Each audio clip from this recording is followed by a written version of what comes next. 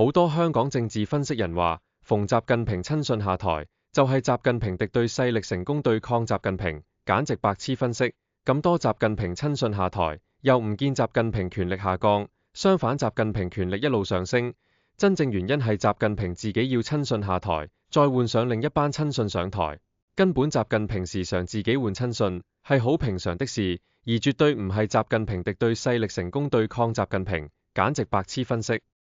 好多香港政治分析人話，逢習近平親信下台，就係習近平敵對勢力成功對抗習近平，簡直白痴分析。咁多習近平親信下台，又唔見習近平權力下降，相反習近平權力一路上升。真正原因係習近平自己要親信下台，再換上另一班親信上台。根本習近平時常自己換親信，係好平常的事，而絕對唔係習近平敵對勢力成功對抗習近平，簡直白痴分析。